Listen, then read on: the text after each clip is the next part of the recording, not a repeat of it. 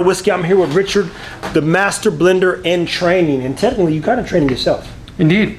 And then to be clear, Said on the job training.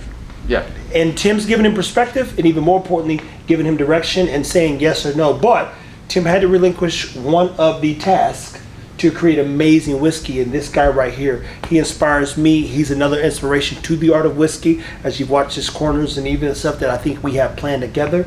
And I said, look, I need to start blending too, because we got feedback. People said, man, I want to see people blend. Yeah. And I said, Richard, what are you working on? We were going to go battle of the blends, but I said, dude, that's over with. Respectfully, none of the blends, in my opinion, were amazing. So, I mean, last year was one s'mores. There were some ones, cork soakers too. There were some ones that had prominent, like, wow, that's good, right? And then we already had creme brulee. Yep. So I was like, they did it maybe a little bit better. No, I'm not hating. Good luck, and thank you guys for being a part of the charity side of this thing. But Richard, what did you choose? Why did you choose them? What should I be looking for, if anything, or do I just work through my own? Sure. Like, Yeah, so we haven't gotten to really pre-vet these as much, so I wanted to kind of give you a little bit more than three in case you kind of run into something that you need a little bit different of a flavor for. Yeah. So we gave you 3 bourbons and 2 ryes. So this is a 21% rye finished bourbon, or 21% rye bourbon. And then both of these are going to be Green River bourbons, but this one has been finished in an 18-year-old Barton, and this one is straight out of the barrel. This one's a little bit more rye forward. Even though it's a bourbon, it's a little bit more of a citrus, lemon, orange, that kind of thing. So I think it'll play well. This 21% rye bourbon. Hold on, time out. Yeah. This one almost smells like cookies and cream. Yeah, you got good stuff. Oh, you smell like. I think, okay. I get what you mean. I don't think it's gonna do that if you do this. No, I ain't doing that right now. Okay, all right. I'm just saying. You're trying to play me. Look, I ain't wasting no whiskey in here. I get what you mean, though. And then this is going to be a 21% rye bourbon, a little bit of a darker profile. And then this is a Green River that we finish in our Raspberry Relic barrel. Oh, okay. So this will add like a little bit more fruit to the mix if you're trying to play around with some stuff. And I think this one's been proofed down a little bit. So if you need an easier sipping blender as well when you're blending. And then these are 2 ryes. This is the 51 rye 45 corn mash bill. And I love this for blending. This is like this, you can do a lot of things with this. They finish well, they blend well, they complement bourbons, and they complement ryes really well. And then this is a 95.5 single barrel rye from Indiana. 95.5 rye. So 95 what, bourbon and rye? 95% rye, 5% malted barley. Oh. Now guys, again, went to KBF, stopped and talked to a few people. They stopped and talked to me, and I said, what do you want to see from the whiskey world, especially when it looks like me? And they were like, barrel picks, blending, and quite a few other things.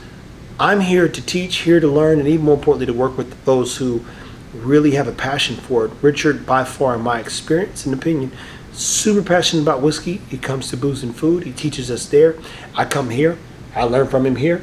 And I ask the boss man, hey, with your permission, I'd love to master blending or come up with some blends, because I'm a flavor guy, right?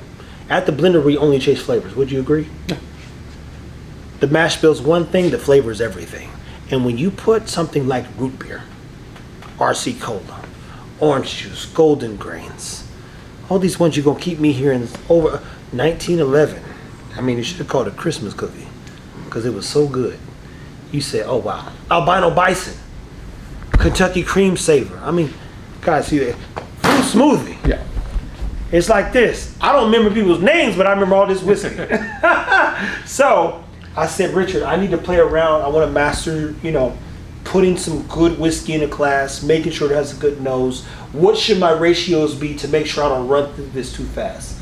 Clearly it's 50-50, but I know you said start with the, what's that thing, the pipette. Yeah. What's the proper number to start with to be fair to the whiskey to let it like blend together? I might try 50-50s, 2 to 4s, 1 to 3 kind of ratios, just to kind of see where, like, to decide if I want to go left or right, that kind of thing, just to find the lane that I want to kind of go down. But once you find that, I would say no stone unturned. That one's busted.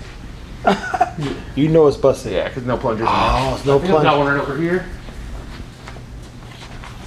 It's okay. It's a couple plungers. This one. Okay. I'm gonna grab another one. So, but if I'm starting to blend, I know you said what number is too small to start with. Yeah, you don't want to go below 2 and you don't want to go above 10 on those adjustable pipettes because the accuracy kind of falls a little bit. Interesting. Yeah. So let's say I start at 2. Yep. 2's a good one. So if I go 2 and 2, that's 50-50, right? Yep. Absolutely right. And that'll help me kind of like really work through it Sure. versus going 5 and 5, something crazy. So 2's nothing below 2. And nothing above 10. And usually 50-50s are hard. Like you're not usually going to find a 50-50 that works. Someone usually wants to drive. So usually you start finding 70-30s, 80-20s if you're only doing 2-barrel blends, in my opinion. Unless you're mixing complementary bills or like the 2 of the exact same bill. Sometimes you get a little bit more lucky with a 50-50. But if you're blending a bourbon and a rye, it's usually a 70-30 for me.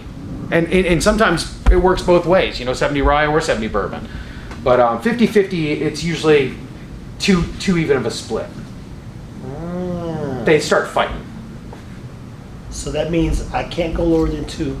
And if I use 3, what percentage am I at? So if I go 2 to 1 and then 3 on the other, what's that? 2 divided by 3? 70%. 2/3, 6, 7. Yeah, roughly. Round up. So I pretend like I'm not good at mathematics and things, but it's good for content. Now, objectively, I love that because I'm gonna work through the numbers and put the formula together for those people that are blending. Again, Richard said, don't go below 2 and don't go above 10. And a lot of people like to blend in a way that adds up to 10. So then that way, if you're blending in a way that adds up to 10, your 2 is a 20%, your 3 is a 30%, your 7 is a 70%, and so the math is kind of easier. You will go through more whiskey if you're doing that because some things you're going to double. Yeah. I want to use minimal whiskey to create maximum flavor so I can create the most potential for having the best whiskey. Hence the page, aka The Art of Whiskey. And because of Richard definitely being at the Whiskey Blendery and here at The Art of Whiskey, you go, man, what is the art of whiskey? It's numbers, it's flavor, it's time, it's energy, it's effort, it's great barrels. And in my opinion, I've seen more barrels than I can count.